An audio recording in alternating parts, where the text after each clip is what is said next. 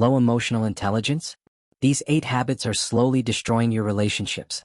Let's not sugarcoat this. A lot of relationships today aren't dying because of cheating. They're not falling apart because of money problems or long distance. They're crumbling silently because of low emotional intelligence. That's right. People are losing love, trust, and connection. Not because they don't care, but because they don't know how to care in the right way.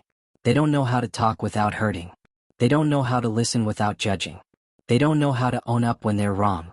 And little by little, it chips away at the relationship until there's nothing left. So today, let's talk about the habits that quietly kill connection. The things you may not even realize you're doing but are pushing people away, one emotional mistake at a time.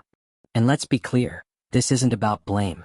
It's about awareness, growth, getting better. Because once you spot these habits, you can start changing them, and that's when everything shifts. So let's go in. Let's talk real. The first habit is making everything about you. You know what I mean? Someone shares they're sad or struggling, and you instantly shift the conversation. They say, "Work has been so overwhelming lately."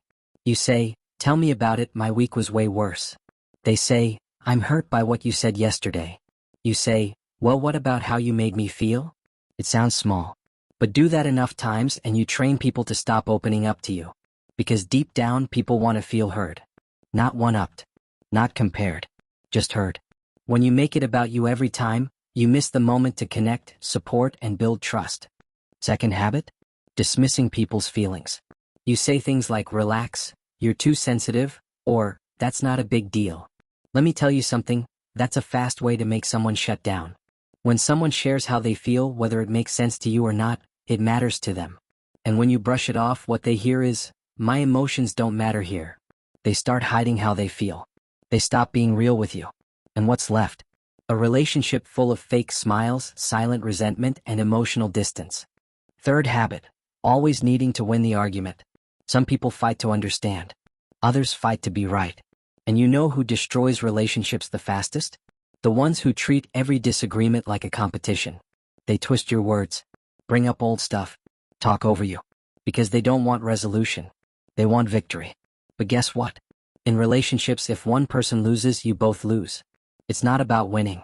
It's about connection, understanding, growth, respect. If you care more about being right than being kind, you're not emotionally mature. You're just emotionally defensive. And that defense, it builds walls between you and the people you love. Fourth habit, not knowing how to apologize. You mess up. You hurt someone. You say something out of line. And instead of owning it, you say, "Well, I didn't mean it like that." Stop being dramatic. "I'm sorry you feel that way." That's not an apology. That's deflection. That's pride wearing a fake sorry. An emotionally intelligent person says, "I was wrong. I hurt you. I'm sorry." They don't sugarcoat it. They don't twist it. They own it even if it stings. Because the truth is, your ability to apologize is a direct reflection of your emotional maturity. If your ego is too big to say, "I was wrong," your relationships will stay small. Because people can't feel safe with someone who never admits fault. Fifth habit, bottling everything up. You stay quiet. You pretend everything's fine. You let things pile up. Until one day you explode. You bring up 10 things from the last 3 months. You start crying. You get loud. Or worse, you just shut down completely. And the other person is sitting there confused like, "Where did this even come from?" You think you're avoiding drama by staying silent. But you're not. You're just building a pressure cooker, and eventually it blows. Emotionally intelligent people don't wait for emotional earthquakes. They express things early, honestly, and calmly. They say, "Hey, that thing you said yesterday bothered me." Not 3 weeks later in the middle of an unrelated argument. Emotional strength is being able to speak your truth before it turns into a breakdown. Sixth habit, passive-aggressive behavior. Instead of saying what's wrong, you give the cold shoulder. You roll your eyes. You slam doors. You make sarcastic comments. You post cryptic stuff online. You want people to notice your pain without naming it. But guess what? Emotionally intelligent people don't play guessing games. They communicate directly. They say, "I'm hurt because." They say, "I need space right now." They don't manipulate.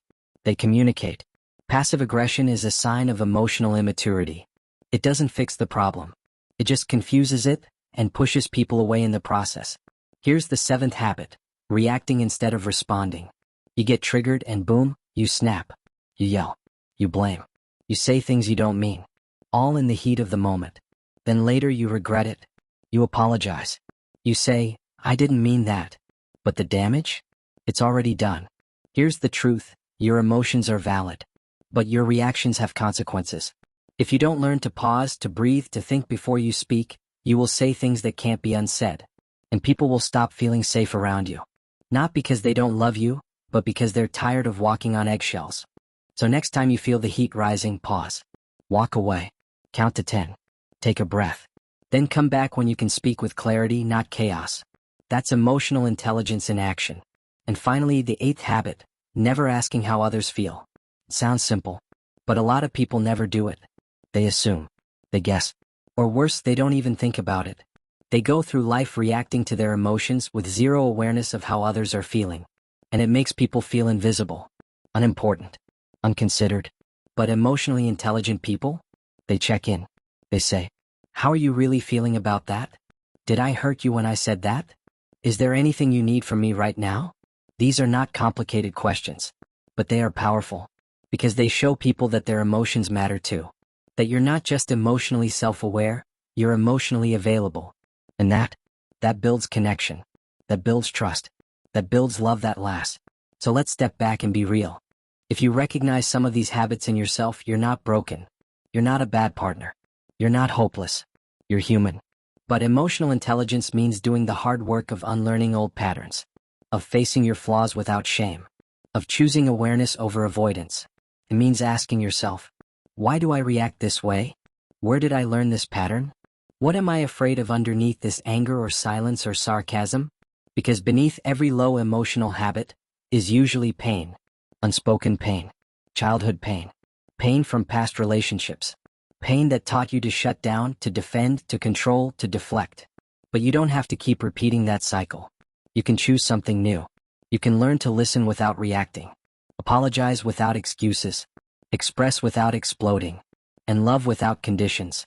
You can become someone people feel safe around, someone who brings calm into the chaos, someone who creates space for real connection. That's what emotional intelligence does. It transforms relationships, not by changing them but by changing you. And you don't need a degree. You don't need therapy buzzwords. You don't need perfection. You just need honesty. You need to be willing to pause, reflect, and grow. You need to stop defending bad habits and start building better ones. Because love can't survive where ego always wins. So let me leave you with this. Check your habits. Not just your heart, not just your intentions, but your habits. Are you easy to talk to? Do people feel emotionally safe with you? Can you own your stuff without shutting down? Because if you keep pushing people away and blaming them for leaving, but you never look at your emotional habits, you'll keep repeating the same pain in different relationships. But when you get honest, when you get real, that's when the healing starts. That's when your relationships get healthier. That's when love becomes easier. That's when connection becomes real again. So stop letting emotional immaturity steal what you were meant to build. Be better. Love better. Because emotionally intelligent people don't just have better relationships, they create them.